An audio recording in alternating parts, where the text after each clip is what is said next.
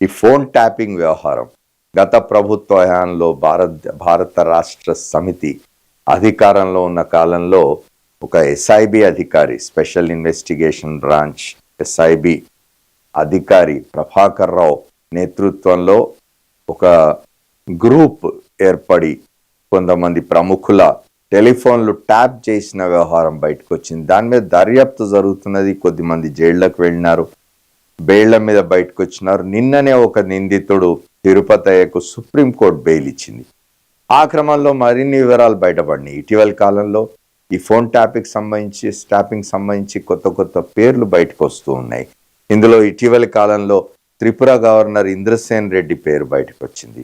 ఆయన ఫోన్ కూడా ట్యాప్ చేసినారని చెప్పి వివరాలు దొరికినాయి. ఎఫ్ఎస్ఎల్ ఇచ్చిన నివేదికలో ఇప్పుడు ఇద్దరు హైకోర్టు జడ్జిల మీద కూడా, అందులో ఒక మహిళా జడ్జి కూడా ఉన్నారు, వాళ్ళ మీద కూడా వారి కుటుంబ సభ్యుల వివరాలతోటి ప్రొఫైళ్లు రూపొందించినారని చెప్పి వార్త చెప్తున్నది. తవ్విన కొద్దీ వెలుగులోకి ఫోన్ అక్రమ ట్యాపింగ్ ముఠా వ్యవహారాలు నిందితుడి సెల్ ఫోన్ విశ్లేషించి నివేదిక ఇచ్చిన ఎఫ్ఎస్ఎల్ అని చెప్తున్నారు.